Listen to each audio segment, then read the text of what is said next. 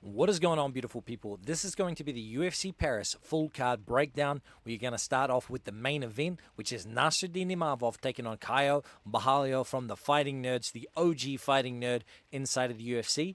And I think this card's going to be an absolute banger, man. I've heard some slander on this card, and I don't understand it. I think almost all of the matchups are going to be fire.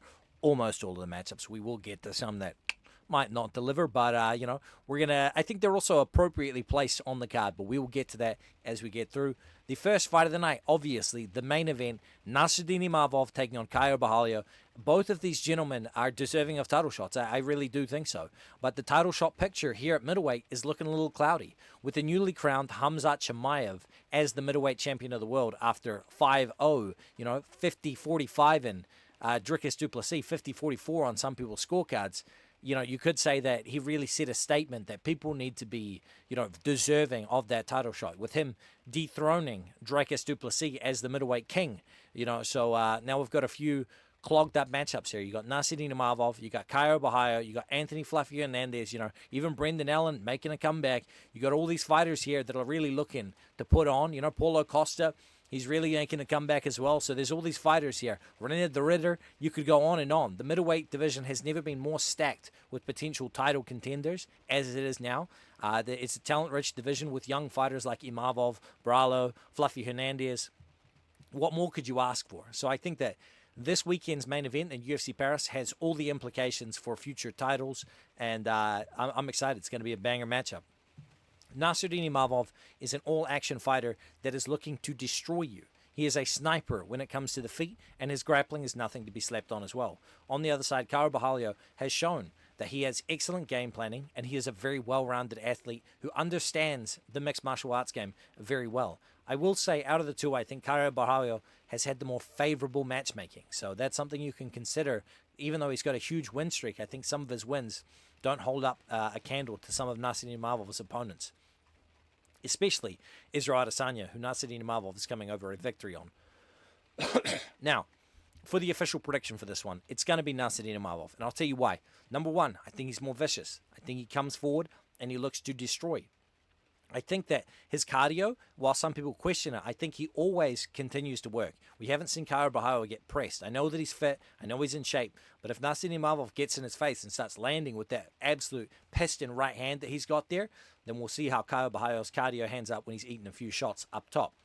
The second thing is, I think Nassourdine Imavov, when he's got the back, is incredibly dangerous. And I don't think it's outside of the realm for him to score both in a rear naked choke or a knockout due to his vicious strike. So I think the more danger lands on the Imavov side. Caio Borralho could squeak out a points decision here. He really could. But this is UFC Paris. Nassourdine Imavov is a Frenchman. He is the star of this card. So you really could say that the hometown favorite and the crowd pop, the oohs, the ahs, every time he lands a strike could come into factor into the judging criteria for this fight. It shouldn't, but it might. So I'm going to say Nassourdine Imavov wins this. It could be a finish. It could be on the points. I think there's enough value on him as his money line is an underdog, so you could just play Nassourdine Imavov outright. Now, in the co-main event, we have Benoit Saint-Denis taking on Mauricio Huffy. I mean, this is a headline type of fight just right here. The co-main could be the main event. Benoit Saint-Denis, Mauricio Huffy. It's absolute must-see television. Even though Benoit Saint-Denis did get put down by Dustin Poirier, we've seen him beat, we've seen him battered, and last time he came out looking a lot better. So he's coming off of a short notice win over Kyle Prepolak, and against Mauricio Huffy here, I think he's got his hands full, man. Mauricio Huffy is freaking enormous. This guy is a 170-pounder that's down at lightweight. I don't know how he is so big down here, but he does what he does, man. He's got huge reach, 75 inches, and he uses it. And his nickname One Shot, it's absolutely applicable. This guy's hands are demonic. I mean, he puts people down. Last time, his spinning wheel kick over Bobby Green, his highlight reel is fantastic. His striking style is fan-friendly. And I think that if he stuffs 2 or 3 of Benoit Saint-Denis' takedowns, it's lights out for Benoit Saint-Denis. On the other side, BSD is a hurricane, man. This guy can come at Ruffy all day long, and as long as he's conscious, he's going to be looking to win. He's got a chin on him. We've seen it cracked, but he does have a chin on him. So Benoit Saint-Denis against Mauricio Huffy, I got to go with Huffy, man. He is the Slam of the Week. This man He has ungodly power. The comparisons and the parallels to Conor McGregor cannot be ignored. The style is clearly a mirroring of him, but he's also implemented fantastic takedown defense to boot with it. So Mauricio Huffy, I think he's going to stop some takedowns, and I think he's going to put Benoit Saint Denis out. Now, then we have Modestas Bukauskas versus Paul Craig. I don't think this is a matchup you can sleep on because I think Modestas Bukauskas is surging right now. I think he's going to stuff Paul Craig's takedowns. I think he's going to crack him. I think he can win this fight by any means necessary. I think that if he avoids the grappling, it's going to be a cakewalk for him.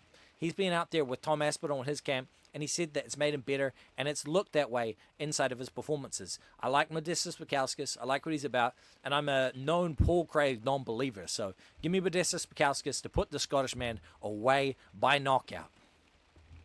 Then we have Balaji Oki taking on Mason Jones. Mason Jones is coming off of a win over Jeremy Little Heathen Stevens, who is tough, but that's more or less about it. So Mason Jones, doesn't exactly have the wins on his resume that are going to really scream to me. But on the other side, Balaji Oki is consistently disappointing. I'm going to lean towards Mason Jones to get it done here. But in all honesty, there's going to be no official action on me here. So don't get too excited about this. I think it's going to be a fun matchup that goes to decision. Then we have Axel Sola taking on Reese McKee, and this is a matchup that I'm excited about. Axel Sola is a 10-0 undefeated prospect here, taking on Reese McKee. And Reese McKee has just signed a new UFC contract. This man, he is coming off of his UFC win, and I think as an underdog here at plus 115, he's going to be a little bit bigger. He's going to have a much longer reach than Axel Sola. The one thing I will say is that Axel Sola is no pussy, man. This guy, he has been beat down, he has been knocked down, and Reese McKee has never let that stop him before, and I don't think it's going to let him stop him here. But Axel Sola, he might have to put him down multiple times because Reese McKee, man, he really is going to have his hands full because Axel Sola, despite being untested, if you will, this guy's tough. He's clearly skilled, and I think that Reese McKee, I'm going to ever so slightly lean towards Reese McKee, but he's going to have his hands full here. I'm picking the underdog to get it done against Axel Sola and turn away the UFC debutant. Then we have Patricio Pitbull taking on Losine Kita. If you guys haven't watched the highlight reel of Losine, this guy is a madman. He is action personified. He is looking to catch bodies and add to his highlight reel. And I don't think he's going to be intimidated by Patricio Pitbull. And anybody that studied this probably thinks Patricio Pitbull is the path to victory here with the grappling. And while I do agree with that sentiment, he might not get there. Losine Keita hits like a truck. He comes out absolutely firing on all cylinders. So I'm going to lean towards Losine Keita to win this. You could probably put an official play on here, Losine Keita to win inside the distance, decision, no action, because I do think Patricio Pitbull's path to victory here is actually to win with control time in a lackluster decision. But I'm going to lean towards Losine Keita, and I think he storms the gates in his featherweight debut here. Then we have William Gomez versus Robert Richala. And William Gomez, 14-3, a Frenchman. I don't think he's ever lost in France. I believe he's 6-0 in France itself, so something to consider here. Robert Richala is a Polishman who is all action, and he's a teammate of Dustin Poirier and Gamrot. But I will say this. I was looking for every excuse here to pick Robert Richala, and ultimately I did have to go with William Gomez. I think that he's going to circle. He's going to use his body kicks. He's going to use the length, use the jab, and I think he's going to just ultimately use his range and his understanding of winning decisions, and he's going to cruise his way to a decision victory in his hometown, and the crowd's going to love him for it. So give me William Gomez to win this fight by unanimous decision. Then we have another Frenchman in Umar Sy, who's been knocked down a peg, and now he's taking on Brenderson Ribeiro. And while Brenderson Ribeiro is coming off of some beautiful upset wins and some absolute cash victories, I think that's going to lull people into a false sense of security here, thinking they're going to pick him as an underdog against Umar Sy. And while you might not like it, Umar Sy is still an incredibly talented prospect, and he let that last fight slip away from him. And he's going to want to come in here for blood. He's going to have the French crowd absolutely jazzing him up. I'm thinking this is Umar Sy round one. I don't think that he's going to wait to see about a decision. I think he's going to get after Brenderson Ribeiro, and I think he's going to crash the gates, and I think he's going to get it done and won by submission. So give me Umar Sy to turn back the clock, avenge his loss, and go out here and defeat Brenderson Ribeiro. Then we have Marcin Tybura taking on Ante Delija. And in this matchup here, I was looking to pick Ante, But Marcin Tybura has personally burned me too many times. I cannot bet against him. I don't care if he's 52 years old. He finds a way to get it done, and I'm sick of looking a fool. So give me Marcin Tybura to go out here and beat Ante Delija for the second time. He's already beat this man, and you might want to say that was a long time ago. It doesn't matter. Marcin Tybura just finds ways to get it done. I mean, this dude is good on the ground. His hands, they're okay, but he ultimately seems to find a way to lure people into his fight, his style of fight, whether that's slowing it down, whether it's getting on top and imposing his submission game or his ground game. Marcin Tybura, he's sneaky, he is crafty, and I think he's going to do it again here to this large Croatian gentleman. So give me Marcin Tybura to get it done, man. I'm sick of doubting him. I'm sick of it. Then we have Harry Hardwick taking on Caio Fernandez. Listen, Harry Hardwick is stepping in on short notice, and good on him. I think he's going to have a fun, illustrious UFC career. I don't think it starts here against Caio Fernandez. Caio Fernandez, man, he really proved me wrong against Guram Kutateladze. This dude looks sharp. Like, in all aspects of his MMA game, I think he looked incredible. And while I was picking for RCM to defeat Caio Fernandez, now against Harry Hardwick, I think this is a much more favorable matchup for him, and I think that he's going to be able to show up and show out in front of the French crowd here. I think Caio Fernandez could even find a finish, but I'm going to lean ever so slightly for him to win by decision. Harry Hardwick, I believe, is going to look to impose his grappling game. Caio Fernandez is going to stop a couple of those takedowns and impose his own will. So give me Caio Fernandez to win this fight via decision. Then we have my boy, Sam Patterson. And no, I'm not picking him because his name's Sam, but I am picking him. The 6'3" English prospect, who is more of a grappler, just got it done against Danny Barlow with the hands. This man has knockout potential. And here against Trey Waters, I think he's going to have all the danger. I think he's going to be the one that's going to be able to chin Trey Waters. I think he's going to be the one that's going to be able to sink in a rear naked choke with that backpack. I think Sam Patterson's finishing upside in this fight is phenomenal. I love the price here. And I think that a lot of people are assuming Sam Patterson is some chinny freak just because he got smoked by Yanal Ashmouz. Yanal Ashmouz can crack, man. That dude can absolutely bang, and you guys are sleeping on the power that Yanal possesses. So Trey Waters here isn't going to have enough power to knock out Sam Patterson. Sam Patterson by whatever he damn well wants. Then we have Brad Tavares taking on Robert Bryczek.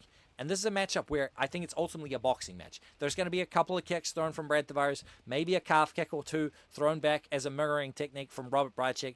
But ultimately, I think it's going to be a boxing match here, and I'm going to pick the boxer. Robert Bryczek has hands ready to eat for everybody. I know we haven't seen him show up and show out inside of the UFC, but now he's taking on an unk. You know, Brad Tavares is a certified unk in the UFC. This is an old boy. He's going to go out here against Rob Bryczek, and Bryczek is going to be able to go speed for speed for him. He's going to be able to track him down. He doesn't have the movement of an Ihor Potieria. He doesn't have the strike diversity. So give me Robert Bryczek to win the boxing match. I'm going to lean towards a decision, but he might even put the Brad Tavares away with the hands. Rob Bryczek can absolutely hit like a truck, and especially his round 1 KO upside is very live. Then we have Andreas Gustafsson, and these are his words, not mine. This man comes full retard every time. And if you watch him fight, it's just that. He's all action, in your face, knees, elbows, clinch game. His Greco-Roman style is tailor-made for getting dirty and gritty inside of the UFC. So against Rinat Fakhretdinov here, this is going to be a battle that primarily takes chest to chest. You know, it's going to be knees, it's going to be elbows, it's going to be short hooks, it's going to be dirty boxing. And in that matchup, I'm picking Andreas Gustafsson 10 times out of 10. He was an underdog. He's now a slight favorite. I'm still siding with Andreas Gustafsson, my guy, to get it done. I was so hyped to see this guy join the UFC. And I'm still gassed. I'm going to ride the Andreas Gustafsson train as long as I can. And then this matchup here, we've seen Rinat Fakhretdinov slow down. There's no reason that Andreas Gustafsson can't implement his game plan and go out here and smash up Rinat Fakhretdinov. And I'm not saying it's going to be without adversity. We could see Andreas Gustafsson bleeding bad, but he will not quit as long as he is conscious. So against Rinat Fakhretdinov here, give me Andreas Gustafsson to probably win this matchup by decision. Then this is the matchup on the card that almost nobody's looking forward to, and that's Sean O'Bannon versus Sam Hughes. I know a lot of people are out here talking about Sam Hughes being the buy low spot of the century. I personally don't see it. I think that this matchup here could play out incredibly competitively. Sean O'Bannon has the hometown advantage. You know, while this is in Paris, she's going to have more fans there than Sam Hughes does. That's just a fact. There's going to be more supporters here for Sean O'Bannon than there will be for Sam Hughes. So that should play into your mindset. And if Sean O'Bannon does her thing where she's lifting the leg, karate style, little kicks, you know, push kicks to the stomach, push kicks to the head. If Sam Hughes plays into that game, then it could be a closely competitive decision, which I would pick Sean O'Bannon. So I'm going to say that the value is on Sean O'Bannon. I'm going to ever so slightly lean towards the Sam Hughes side. And guys, that is going to be the full card breakdown done. If you want to unlock my picks, my bets, my props, everything and more, sign up to WeWantPicks.com. The link is in the description of this YouTube video. It's WeWantPicks.com/BetSam for all my bets and many other tools. Code BetSam for 10% off. What are you waiting for?